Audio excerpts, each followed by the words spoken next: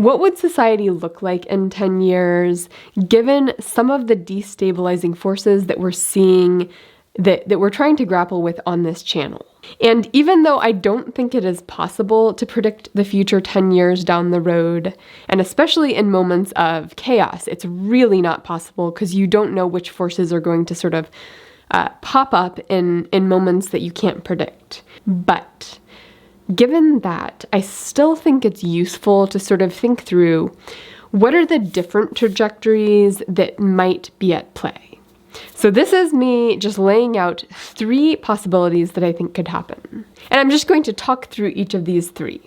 So the first one is going to be an updated, rebooted version of democracy. And that's the hopeful one. The second one is authoritarianism, and I'll talk a little bit about the style of authoritarianism that I might expect if that happens. And then the third would be democracy in name only, where powers in the system sort of had enough sway to put their thumb on the scale and guide society in the direction they saw fit.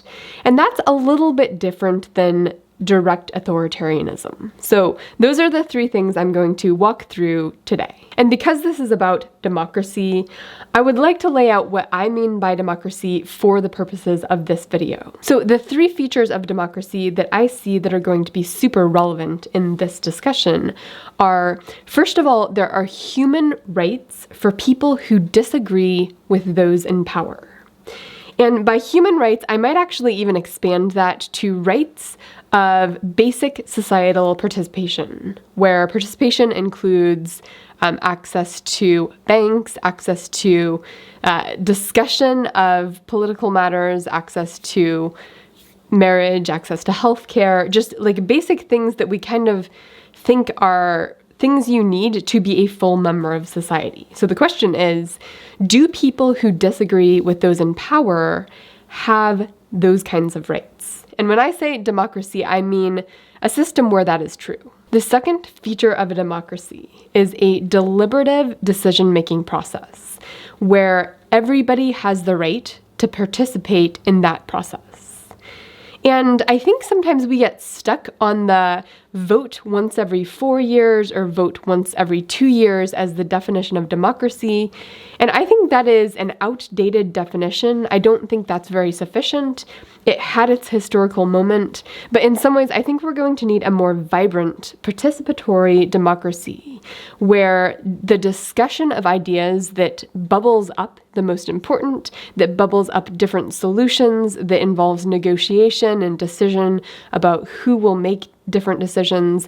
I think that decision-making process is going to need to be deeper and more invigorated than it is at the moment. So to be clear, it's really about the deliberative process for making decisions, not about voting in the form that we know it. And then the third feature of democracy is just checks and balances on power, where when someone ends up in a position where they're making decisions that affect other people, there are ways of checking that person's power against the natural human tendency to abuse power, especially to abuse power against people who are your enemies or your critics or people usually who experience bad effects from your decision-making, from having their say in what's going on.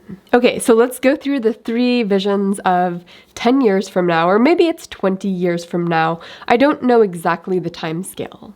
But the first vision here is the hopeful vision, which is some sort of reboot of democracy. And basically what I mean by this is that there's some mechanism for average citizens to participate in deliberation, to make their grievances heard, their perspectives heard, to have their voice heard in a small way.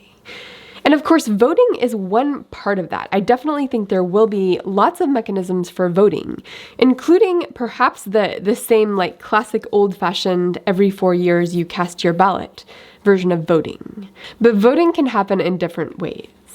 And liquid democracy is one of the ones that I'm really excited about, where you can designate your vote to anyone at any time. You're like, I don't have the energy or the means to research this, so I'm going to pass my vote along to anyone I want. and that person can pass their votes on to anyone they want.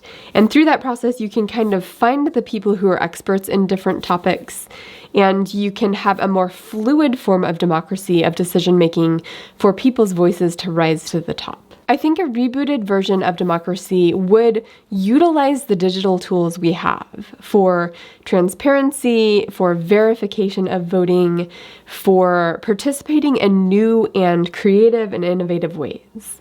So I think a rebooted version of democracy would have a bunch of different styles of democracy that are all at play, all holding each other accountable through different types of checks and balances.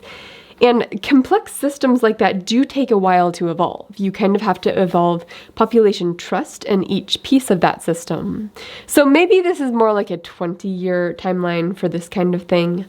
But I think in 10 years we could see, are there legs to some of these new forms of hearing from citizenship, new ways of allowing different people and different populations to engage?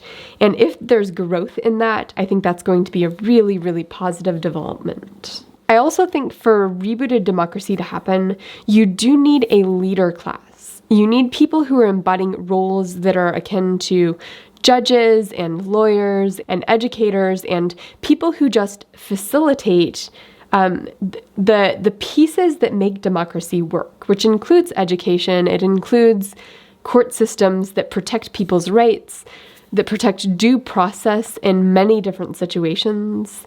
And you need people who embody those positions who are committed to the values of democracy over and above their own particular political interests.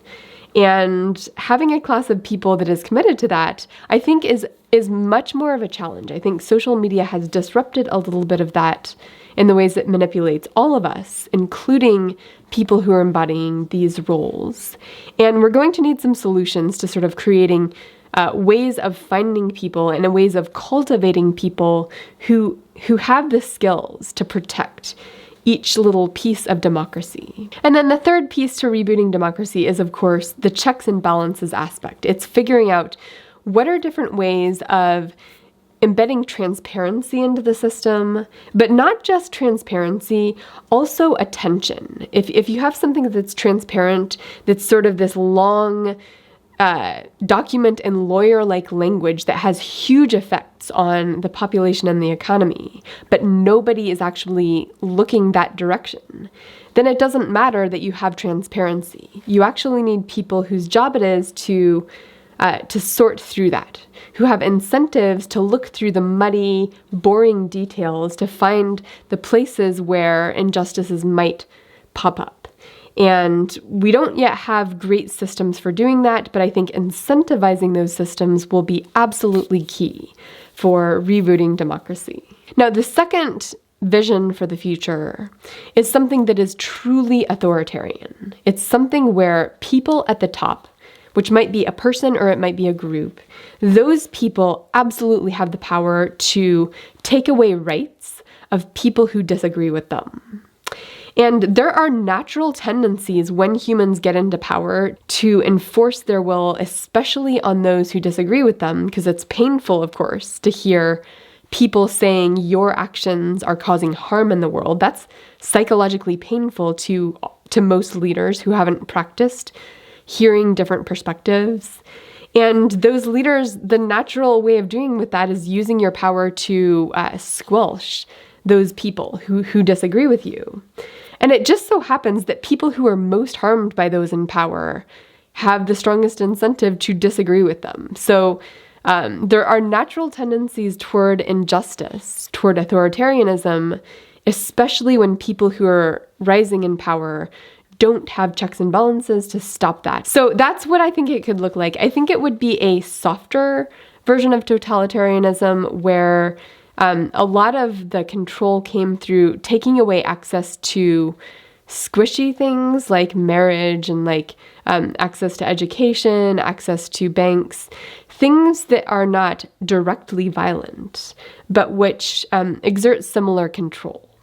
And of course, once you have that level of control with the squishier things, if there are dissidents that are rising up despite all that, that's when violence can come in place. But I think we need to not just be looking at classic forms of violence and classic forms of totalitarianism. I think it'll mostly be about who has control over access to the basic features of a functional society.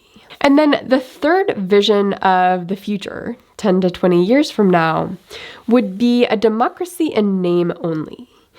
And I want to distinguish this from both of the others, because this would essentially be us going along the direction that we have been going, and the powers that are sort of amassing more control, just amassing more and more control every year without any kind of disruption. So what this means is there would still be elections. They would probably still happen similar to the way they do now. But the levers for controlling those elections would be determined behind the scenes, would be determined by the people who actually have power over the way those elections happen. But it's not just about elections. In some way, I think we focus too much on elections. Those are part of the story. But it's really about who has control over the different features of society that we need access to.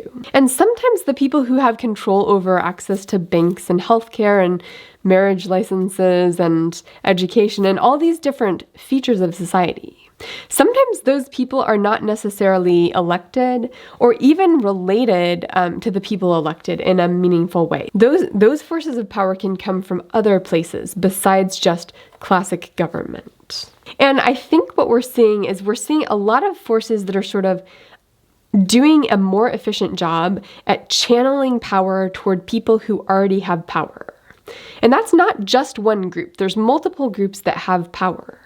But there's also a little bit of collusion between those groups. And there's more incentive for those groups to collude if the population is becoming more and more upset with the existing power structure, more and more desiring to turn it over. Then those different forces of power in the private sector and the government and in banks and different places, those might recognize that they have a common interest to keep things the way they are, to keep power moving in the direction it's currently moving. So I think that would be the sort of continue along the same pathway vision of what could happen. It's just like it is now. Elections happen like they do now. People basically have the same rights to different things in society as they do now. But those who control information and access, those have subtle ways of keeping people down, of determining who gets to rise up. All of that gets determined from people who are already very powerful. And that just accumulates for 10 years or 20 years. And that is not the same as authoritarianism, because those people in power have to at least manage the appearance of democracy. They have to sort of make it feel like it's more or less a democracy, like it's more or less fair for most people. It's only the people who actually challenge their power who actually are in any danger of losing rights of access. So what is the difference between authoritarianism and what I just described? I think it's about the energy required to maintain an appearance of democracy. I think that energy itself could have some features of checks and balances, but that would not be a democracy. So those are just three versions of the future that I'm thinking about, that I'm hoping to nudge us a little bit closer to the first version through the videos I put out on this channel.